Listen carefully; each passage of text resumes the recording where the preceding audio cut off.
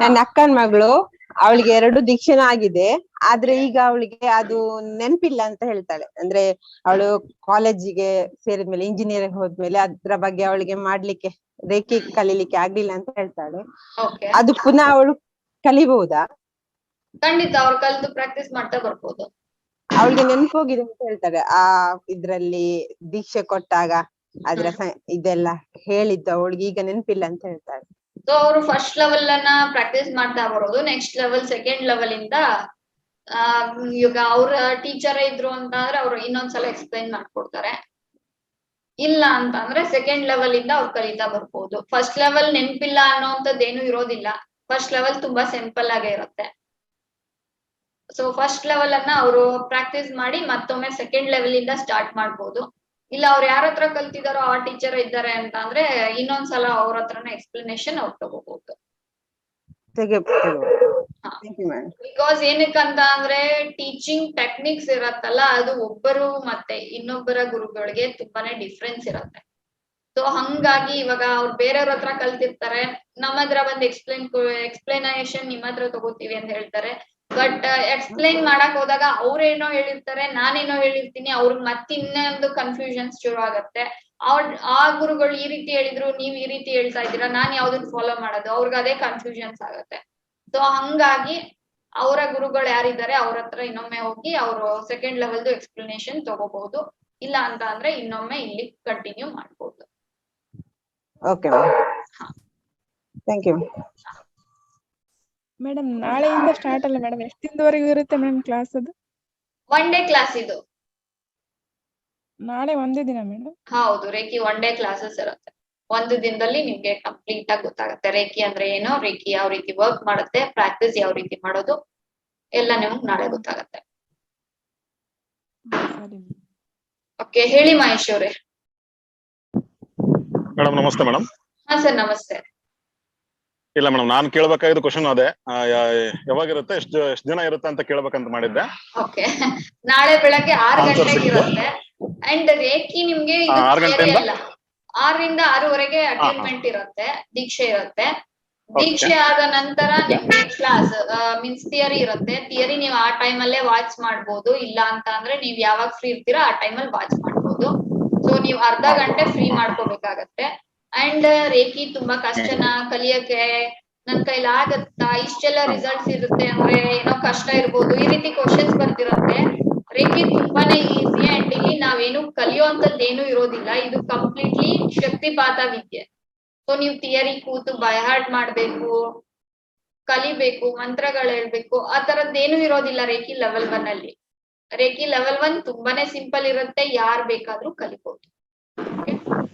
ಯಾಕಂದ್ರೆ ಫಸ್ಟ್ ಇವತ್ತು ನಾನು ಜಾಯ್ನ್ ಆಗ್ತಾ ಇರೋದು ಈ ಕ್ಲಾಸಿಗೆ.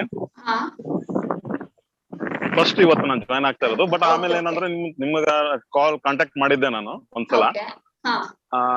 ಕಾಂಟ್ಯಾಕ್ಟ್ ಮಾಡಿದಾಗ ಅದು ಡೀಟೇಲ್ಸ್ ಕೇಳಿದ್ರಿ, ಯಾವ ರೀತಿ ನೀವು ಕಲ್ತಿದ್ರಿ ಅಂತ ಹೇಳಿ. ಅದನ್ನ ಹಾಕಿದ್ವಿ ಕೂಡ.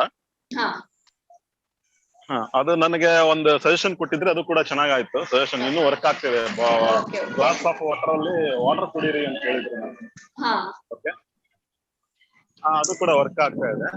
ಇನ್ನು ಮೇಡಮ್ ಏನಾದ್ರು ಮತ್ತೆ ಬೇರೆ ರಾಜಕಾರ್ಯ ಇನ್ನೂ 2-3 ಇನ್ನೂ ಇದಾವಲ್ಲ ಮೇಡಮ್, ಅವ್ನ್ ಕಲಿಬೇಕಾದ್ರೆ ನಾವೇನಾದ್ರು ಮತ್ತೆ ಬೇರೆ ಪ್ರಿಸ್ಕ್ರಿಪ್ಷನ್ಸ್ ಯಾವ ತರ ಮಾಡ್ಬೋದು? ಯಾಕಂದ್ರೆ ನನ್ನಲ್ಲಿ ಸ್ವಲ್ಪ ಗ್ಯಾಪ್ ಅಂತೂ ಆಗ್ತಾ ಇದೆ, ಎವ್ರಿ ಡೇ ಅಂತೂ ಆಗ್ತಿಲ್ಲ. ಯಾಕಂದ್ರೆ ಗ್ಯಾಪ್ ಫಿಲ್ಅಪ್ ಮಾಡಿದ ಮೇಲೆ ಅದು ನಾವು ನೆಕ್ಸ್ಟ್ ಹೋಗ್ಬೋದಾ ಅಂತ ಅಷ್ಟೇ ಮೇಡಮ್. ನೆಕ್ಸ್ಟ್ ಏನು? ಓಕೆ, ಗ್ಯಾಪ್ ಅಂತ ಅಂದ್ರೆ ಎಲ್ಲರಿಂದಲೂ ಹಾಗೆ ಆಗತ್ತೆ ಖಂಡಿತ. ಇವಾಗ ನಮ್ಮನ್ನ ಕೇಳಿದ್ರೆ ಮೈಕ್ ಮ್ಯೂಟ್ ಮಾಡ್ತೀರಾ, ಡಿಸ್ಟರ್ಬೆನ್ಸ್ ಇದೆ ಅದಕ್ಕೋಸ್ಕರ. ನಮ್ಮನ್ನ ಕೇಳಿದ್ರೆ ನಾವು ಕೂಡ ಗ್ಯಾಪ್ ಕೊಡ್ತಾ ಇರ್ತೀವಿ. ನಾವು ಕೂಡ ರೆಗ್ಯುಲರ್ ಇರೋದಿಲ್ಲ. ಮೀನ್ಸ್ ಮಧ್ಯ ಏನೋ ಕೆಲ್ಸ ಇರುತ್ತೆ, ಬಿಸಿ ಇರುತ್ತೆ, ಫ್ಯಾಮಿಲಿ ಟೈಮ್ ಕೊಡ್ಬೇಕಾಗತ್ತೆ. ಆ ಟೈಮಲ್ಲಿ ನಮ್ದು ಕೂಡ 1 ದಿನ 2 ದಿನ ಮಿಸ್ ಆಗೇ ಆಗತ್ತೆ.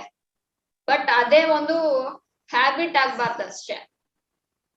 ಸೊ ನಿಮ್ಗೆ ಆ ಹ್ಯಾಬಿಟ್ ಇಲ್ಲ, ಓಕೆ ನಾನು ಕಂಟಿನ್ಯೂ ಮಾಡ್ತೀನಿ ಅಂತ ಅಂದ್ರೆ ನೀವು ಖಂಡಿತ ಪ್ರಾಕ್ಟೀಸ್ ಮಾಡ್ಬೋದು, ಏನು ಪ್ರಾಬ್ಲಮ್ ಇಲ್ಲ. ಅಂಡ್ ನೆಕ್ಸ್ಟ್ ರಾಜಕ್ರಿಯಾ ಅಥವಾ ಏಂಜಲ್ಸ್ ಅಂಡ್ ದೇವಾಸ್ ಥೆರಪಿ ಅಂತ ಕೇಳಿದ್ರಿ. ರಾಜಕ್ರಿಯಾ ರೇಖಿಗಾಗ್ಲಿ ಏಂಜಲ್ಸ್ ಅಂಡ್ ದೇವಾಸ್ ಥೆರಪಿಗಾಗ್ಲಿ ರೇಖಿ ಲೆವೆಲ್ 1 ಆಗಿರೋದು ಒಳ್ಳೇದು. ಅದೇ ಒಂದು basic foundation.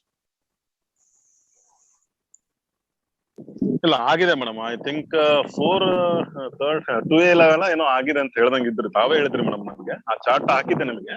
Okay okay last time ಆಗಿದೆ ನಿಮ್ದು ಆಲ್ಮೋಸ್ಟ್ ಎಲ್ಲ ಮುಗಿದಿದೆ ಅಂತ ಹೇಳಿದ್ರಿ ನನಗೆ.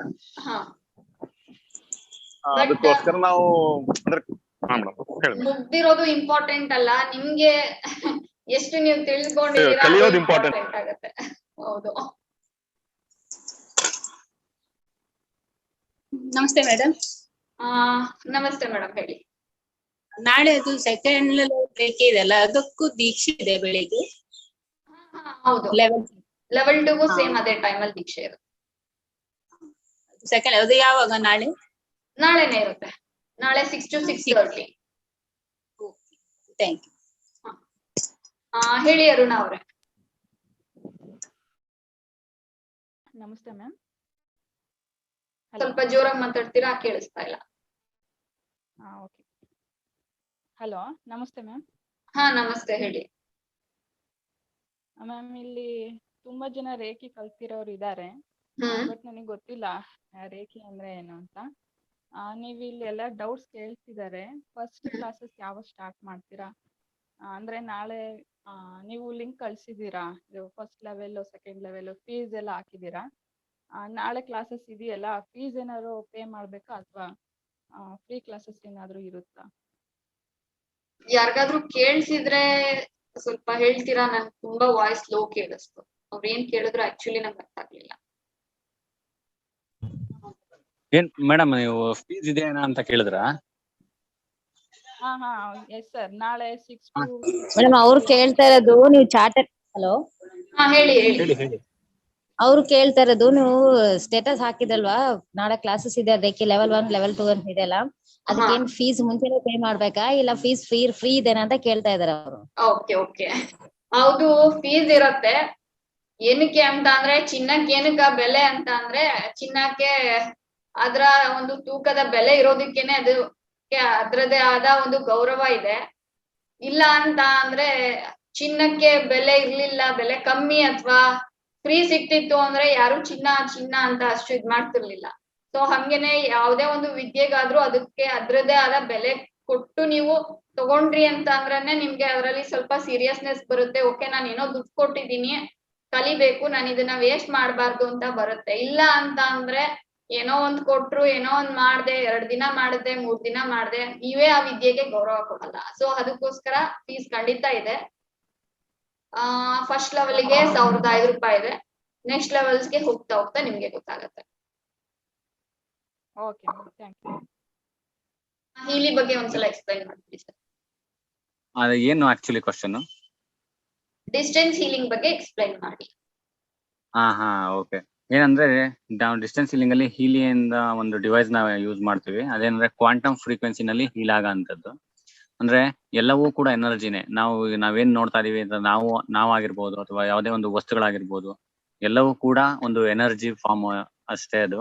ಸೊ ಆ ಎನರ್ಜಿ ಫಾರ್ಮ್ ಅಲ್ಲಿ ಏನಾಗುತ್ತೆ, ಸ್ವಲ್ಪ ಚೇಂಜಸ್ ಆದಾಗ ಅದು ಕಾಯಿಲೆ ರೂಪವನ್ನ ಪಡ್ಕೊಳ್ಳುತ್ತೆ. ಸೊ ಅಲ್ಲಿ ಏನ್ ಚೇಂಜಸ್ ಆಗಿದೆ ಅದನ್ನ ಎನರ್ಜಿನಲ್ಲೇ ಬದಲಾವಣೆ ಮಾಡೋಂಥದ್ದು ಹೀಲಿ. ಸೊ ಹೀಲಿಯನ್ನ ಬಳಸ್ಕೊಂಡು ಕ್ವಾಂಟಮ್ ಫ್ರೀಕ್ವೆನ್ಸಿನಲ್ಲಿ ಅಲ್ಲಿ ಹೀಲಿಂಗ್ ಆಗುತ್ತೆ.